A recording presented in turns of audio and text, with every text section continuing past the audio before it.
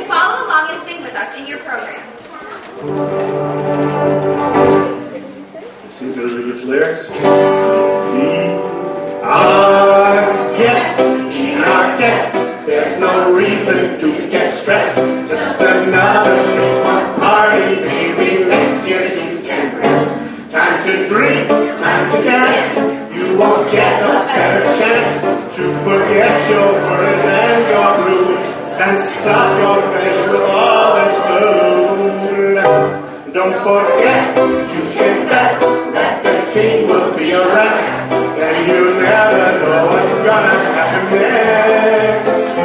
All the maidens better hide out for the least until it's passed out. Be our guest, don't you bet, be our guest.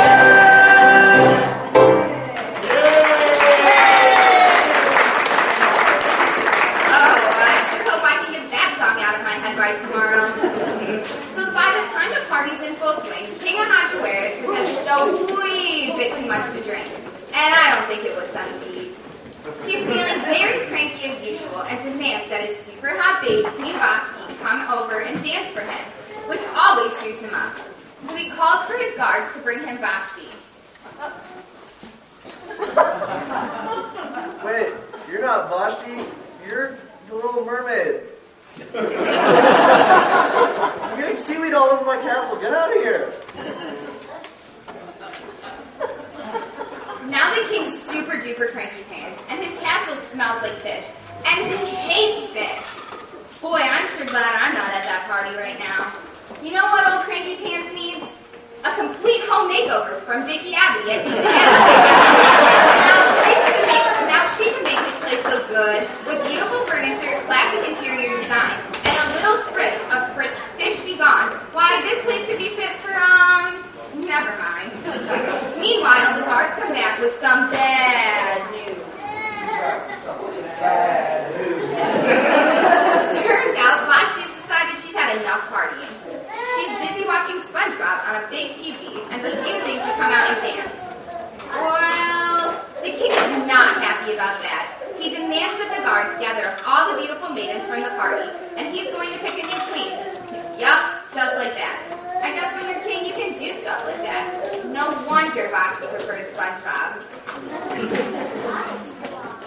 The king begins to look the maidens over. This is a little hard for him to do since he's really not walking too well and all. But he's determined to find his new queen. But who? Who would be worthy of the crown? Who would be faithful and loyal and honest and loving no matter what? No, you're in the wrong show. This isn't 101 Dalmatians. Bad dog, go home.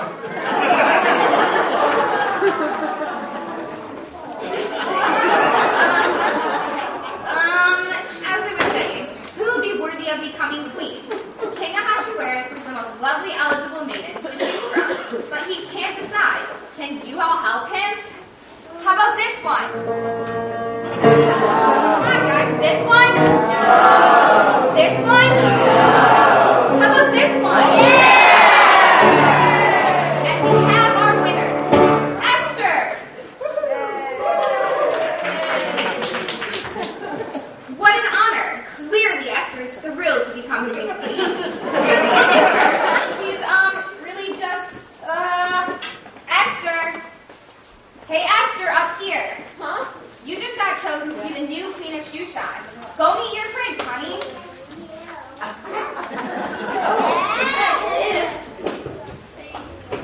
Wait, new queenie, come back. I have cable TV.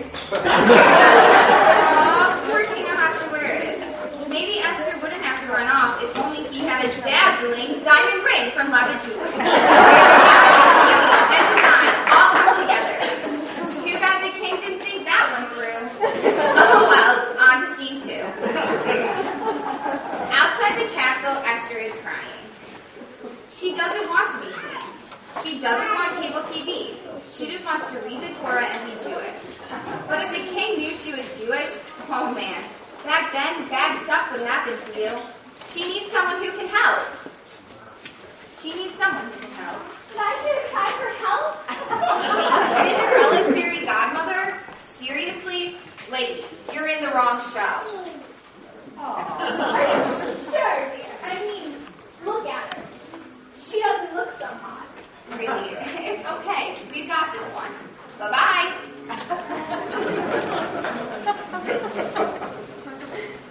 As I was saying, Esther needs someone who can really help. Oh, man. Esther, my dear, the king's queen's I heard. Daddy! Daddy? Really? Awkward.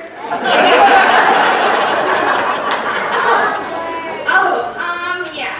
So, by the way, in this Purim Spiel, Esther's uncle Mordecai will actually be played by her father, the wacky inventor that kind of sort of bears some resemblance to the dad of Beauty and the Beast. Got that? Okay, good. Esther explained what has happened and how she needs to hide the fact that she's Jewish and wear fancy schmancy clothes and act all queenie-like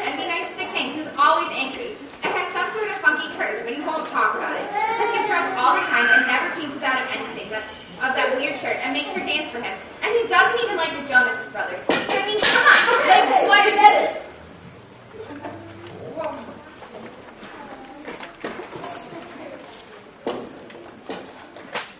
Let's see if I have anything in my magic bag of tricks that might be able to help me, sweetie.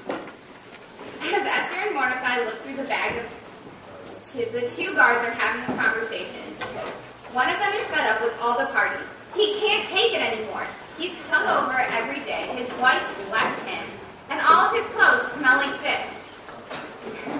He's at his wit's end. Sure, the only way to put the end to it is kill the king. But the other guard really likes to party. It reminds him of college. He tells the other guard to chill out and stop talking about killing the king. As the argument gets louder, Mordecai secretly begins to listen. The guard is really determined. He tells the other guard that no one can stop him and what he's going to do. As soon as they get talked about, I mean, you can't kill the king on an empty stomach. Mordecai is shocked. He tells Esther that he just heard. Esther knows she must tell the king and heads back to the castle. Hey, watch where you're going, old man. Pardon me. Hey, who was that babe I saw you with just a second ago? Babe, that was my daughter, and she happens to be the queen of Shusha, so I suggest you watch your step, young man. Hey, I make the rules around here, old man. What I say goes. Now, if you don't want me to knock you in the next week, I suggest that you valor me right now. Never. Oh yeah? We'll see about that. Dude, easy gordita. He said it. Dude, that's so not cool. I know, he's like a quadrillion years old. Wow. Hey guards, if you keep eating that Taco Bell, pretty soon you're not going to need it. That pretty soon you're going to need a referral from Neil Greenberg at the Cleveland Clinic.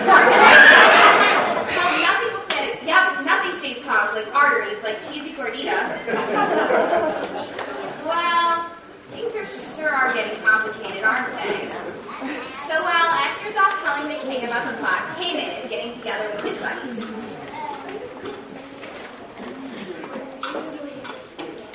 He's really down in the dumps. No one has ever said no to him before.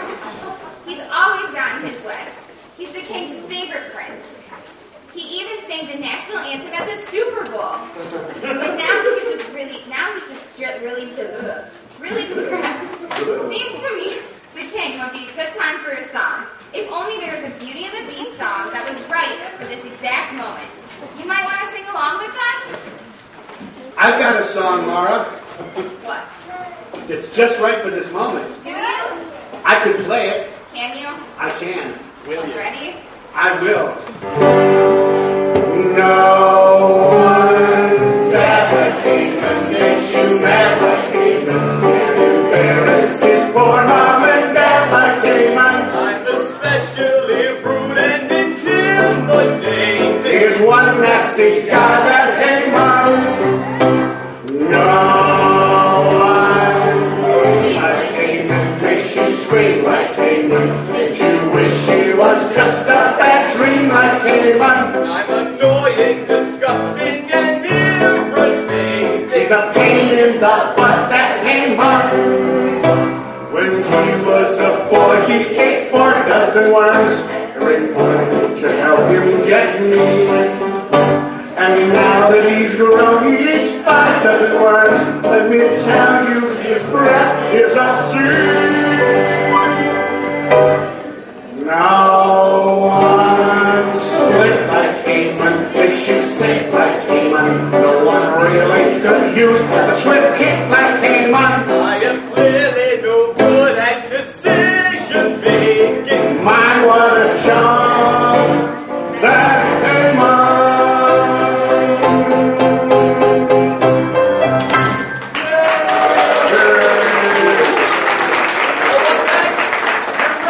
I'm gonna go show that Mordecai guy who's boss.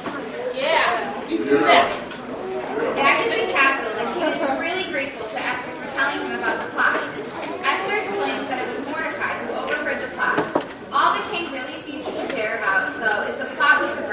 You know what, though? We seem to be missing a king. That's true. We have a duffel bag, but we're missing a king. Lo, entereth the king. So as I was saying, back at the castle, the king was really grateful for Esther for telling him about the plot. Esther explains that it was Mordecai who overheard the plot. All the king really seems to care about, though, is that the plot was averted. He doesn't seem to care much about who helped or who didn't. Eventually, Esther gives up. Meanwhile, Haman has cooked up a plan to get even with Mordecai. He figured he'll get the king drunk and get him to sign a decree that will allow the Jew, Haman, to kill all the Jews.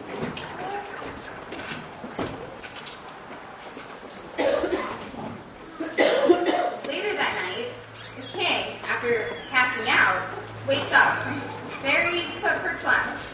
He's had a terrible nightmare. Something is troubling his soul about the events of the day. But what? He calls the guards to bring him the chronicles of the events reviewed. I think that a tad bit too much to do now, huh? Well, you better lay off that stuff, or you'll start seeing talking mice.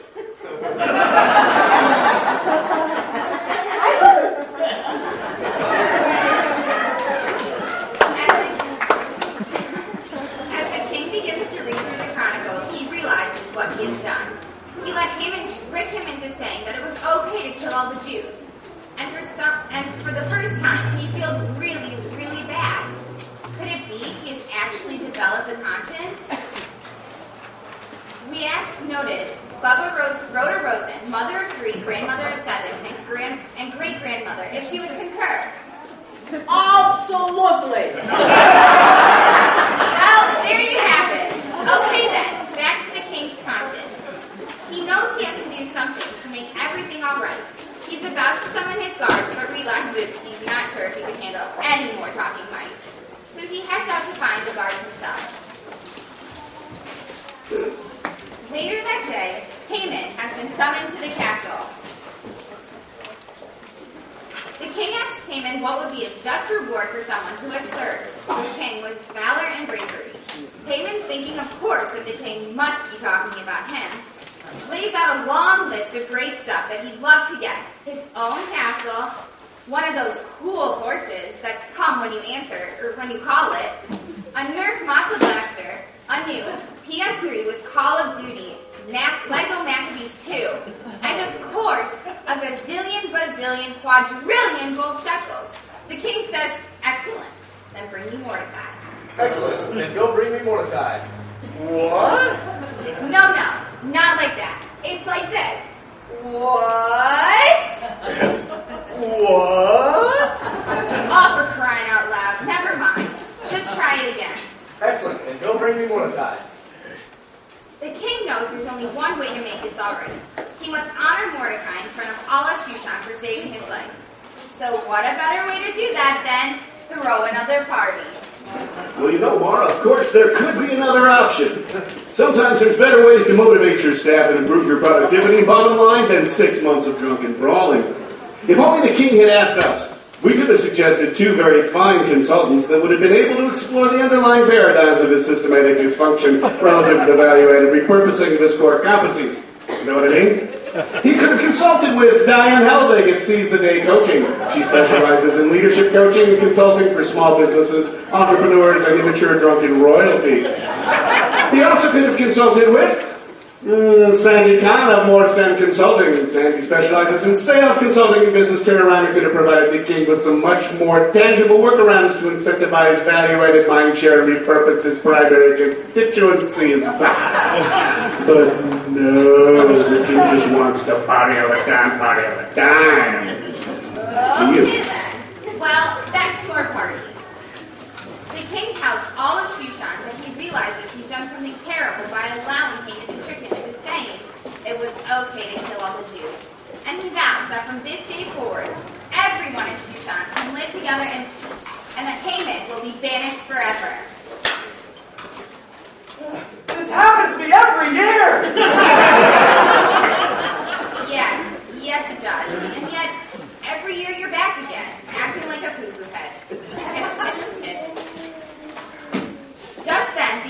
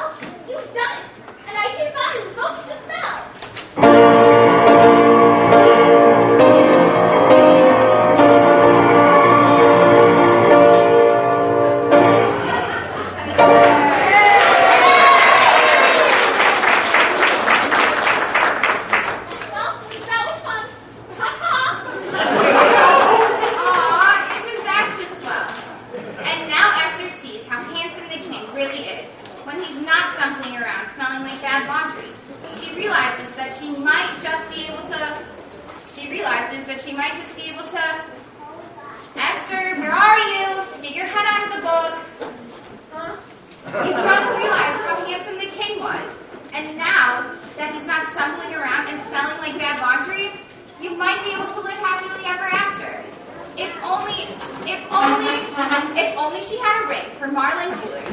Wow, now that would make everything perfect. Yeah, Marlin Jewelers, whose motto is, we make people heroes in their lovers' eyes. Aww. And that's our story. I guess all that's missing is one big ending song so we can all leave here feeling all happy, warm and fuzzy, and there's good stuff. So everyone, sing along. This is Mara's favorite song. Maestro. This makes Mara cry. So let's all cry. Sing a happy song. You ready? Tale as old as time. It's serious. There's don't behave cranky. Whoa. Get cranky with the Jews. It's the same old news. They want to make us slaves. Every day we pray. Someday it will cease, and everyone will be able to live free. The Jews all will be. You must believe in change. Hope can never die. When you realize they are the same size, look into their eyes.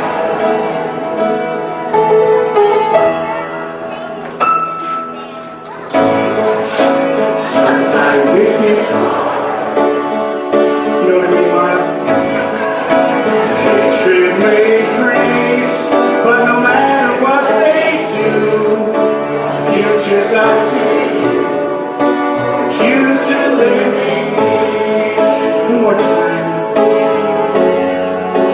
Every day we pray, there will come a day the Jews all live in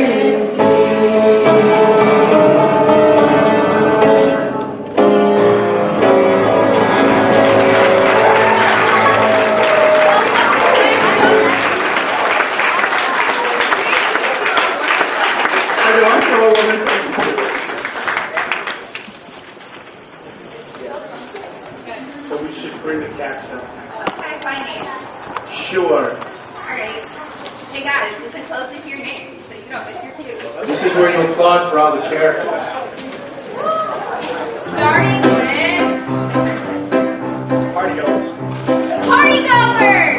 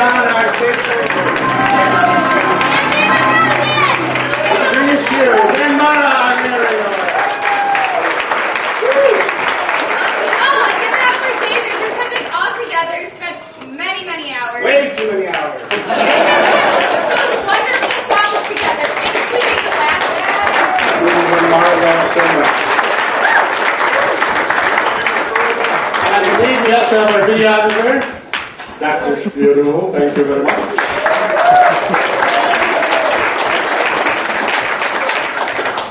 Oh, and of course, my mother. They want